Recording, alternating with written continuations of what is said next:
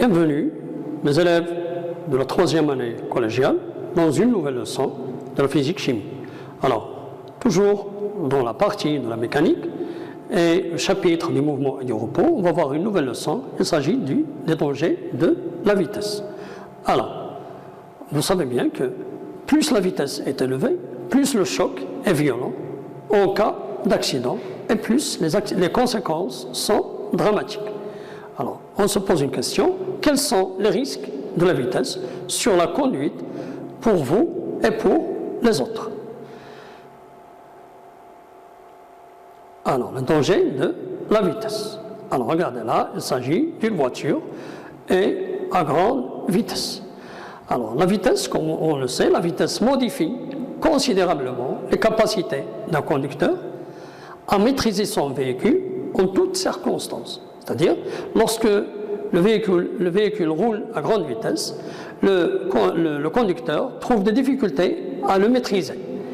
Et elle est à la fois un déclencheur de l'accident, c'est-à-dire à cause de la vitesse on commet des accidents, mais aussi c'est un facteur aggravant, c'est-à-dire elle rend les situations très graves.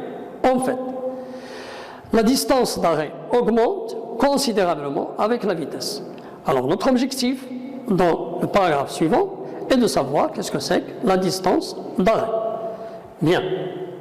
Alors, la distance d'arrêt, comme définition, la distance d'arrêt, elle est mentionnée DA, D c'est distance, A c'est arrêt, et la distance parcourue par un véhicule entre le moment où le conducteur perçoit, c'est-à-dire lorsqu'il voit un obstacle, un danger, une personne qui traverse la route, et le moment d'arrêt complet du véhicule. C'est-à-dire, lorsqu'on perçoit le danger, jusqu'à ce qu'on s'arrête, cette distance parcourue par le véhicule, par la voiture, par la moto, par la bicyclette, s'appelle la distance d'arrêt.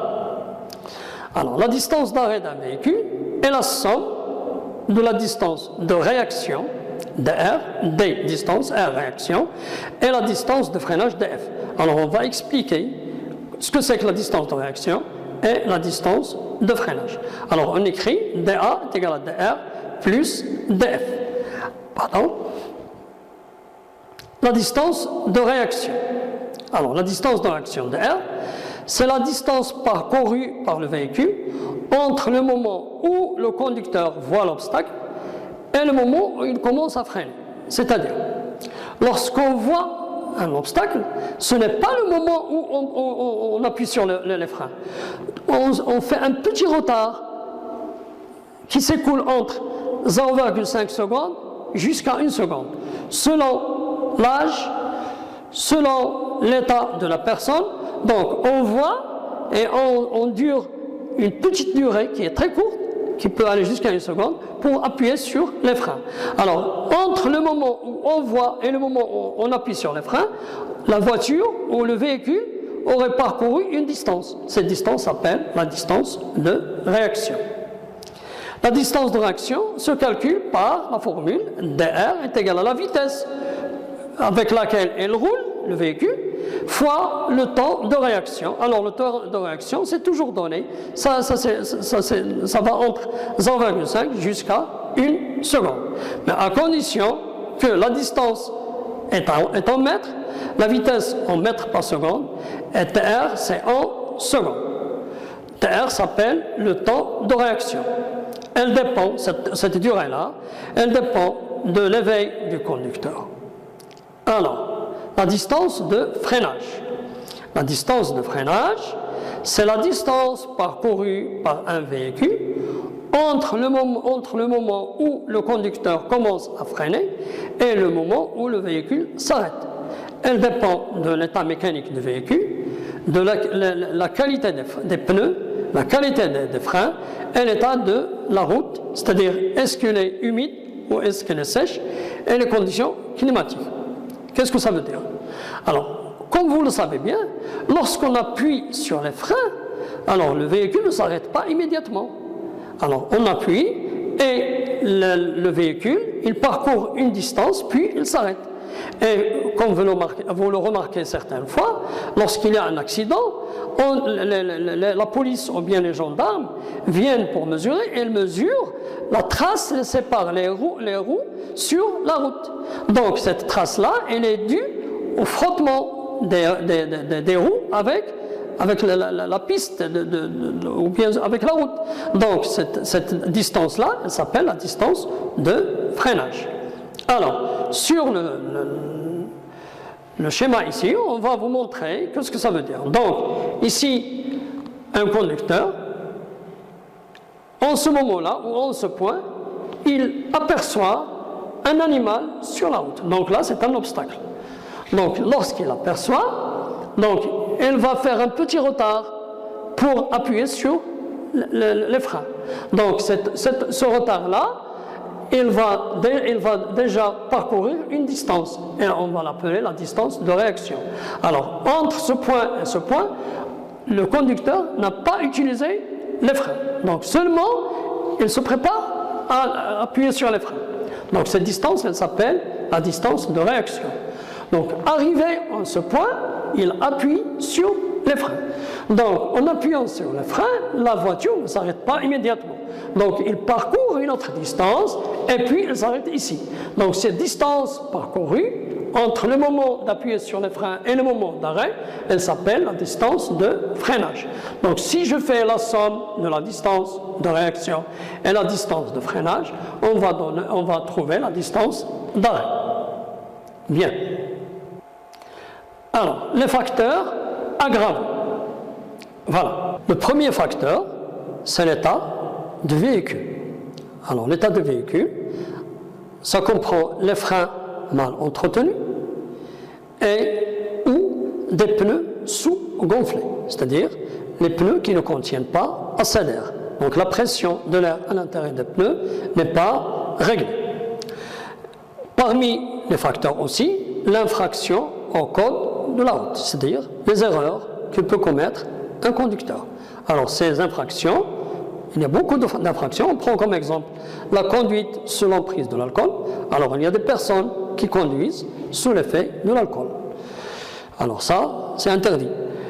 Des stupéfiants, alors, des produits qui agissent sur la veillance du conducteur, de médicaments ou le téléphone en main. Il y a des gens qui conduisent et utilisent le téléphone. Alors là, leur attention n'est pas bien précise sur la route, mais c'est bien réglé sur ce qu'on dit ou là, avec qui on parle. Donc là, ce sont des choses qui aggravent la situation. Alors là, regardez, sur cette photo, il y a une personne qui conduit et qui utilise le téléphone. Donc là, il peut causer un accident. Voilà. Il y a des conditions climatiques difficiles. Par exemple, il y a des conditions de gel, des conditions de pluie. Alors, voilà, regardez là, des voitures qui circulent sous l'effet du gel, ou bien de la pluie, ou bien du brouillard. Alors, à savoir que la distance d'arrêt, elle double entre l'état sec et l'état humide. C'est-à-dire, si une voiture s'arrête par exemple à 50 mètres sur une route sèche, alors si cette route devient humide, elle aurait à mettre 100 mètres.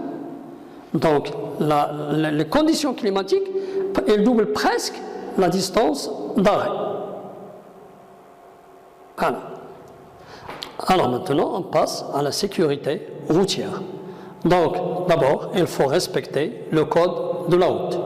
Le code de la route consiste à respecter la priorité sur la route, respecter les plaques signalétiques, et ainsi de suite. Consulter fréquemment l'indicateur de vitesse, c'est-à-dire, il faut toujours que le conducteur regarde sur son compteur de vitesse. S'il dépasse la vitesse limite qui est indiquée sur la route, il faut qu'il ralentisse un peu. Adapter la vitesse aux circonstances, aux conditions de circulation, état de la chaussée, conditions climatiques, état des pneus, chargement du véhicule, etc. Donc, il ne faut pas toujours abuser de la vitesse. Respecter une distance de sécurité avec les autres véhicules pour avoir le temps de réagir. C'est-à-dire, toujours, il faut laisser assez de distance entre notre voiture et la distance qui est devant nous pour avoir le temps suffisant et la distance suffisante pour s'arrêter s'il y a un danger devant nous. Redoubler la vigilance la nuit. Lorsqu'on conduit la nuit, il faut faire attention, il y en a plus que pendant la journée. Voilà, on passe maintenant à l'exercice d'application. Alors, un conducteur de voiture aperçoit un obstacle dans la route à 120 mètres. C'est-à-dire, lorsque le conducteur voit un obstacle devant lui, la distance entre eux est 120 mètres. Mais après une seconde, il débute à freiner. C'est-à-dire, il n'a pas freiné aussitôt, mais après une seconde. Ça, c'est la réaction. Sachant que la vitesse est 80 km/h et la distance de freinage df est égale à 100 mètres. C'est-à-dire, le conducteur, au moment où il aperçoit l'obstacle, il roulait à 80 km/h. Et la distance de freinage, c'est-à-dire lorsqu'il appuie sur les freins, la voiture a mis 100 mètres pour s'arrêter. Donc, calculer la distance de réaction, dr, calculer la distance d'arrêt, dA, et est-ce que la voiture s'arrête avant l'obstacle? Justifiez votre réponse. C'est-à-dire, est-ce que la voiture va heurter l'obstacle ou non? Donc, on passe à la correction. Donc, comme vous le savez, la distance d'arrêt, dr, de réaction, dr, est égale à la vitesse fois le temps de réaction. Mais, sur l'énoncé, on a la vitesse en km/h, donc on doit la convertir. La conversion, comme nous avons vu dans la leçon précédente, on divise par 3,6. Donc 80 divisé par 3,6, elle va nous donner 22,2 mètres par seconde. Donc dr est égal à 22,2 multiplié par une seconde. Alors sur l'énoncé, je vous ai donné une seconde comme temps de réaction. Ça va nous donner 22,2 mètres. Alors, pour la distance d'arrêt, nous avons la formule. La distance d'arrêt, c'est la distance de réaction plus la distance de freinage. Alors, la distance de réaction, on vient de la calculer, 22,2 mètres, et la distance de freinage sur l'énoncé est égale à 100 mètres. Donc, le total, ça va nous donner 122,2 mètres. Alors, la troisième question. Alors, puisque l'obstacle et le conducteur, au moment où il l'aperçoit, ils étaient à 100 mètres entre eux. Et pour s'arrêter, le véhicule met 122,2 mètres. Donc la voiture va heurter l'obstacle, car la distance 100 mètres les séparant au moment de sa perception est inférieure à la distance d'arrêt. C'est-à-dire, celui-là, il va mettre 122,2 mètres, donc à 100 mètres, il va heurter l'obstacle. Voilà. Comme ça, on termine notre leçon. Merci de votre attention et à la leçon prochaine, Inch'Allah.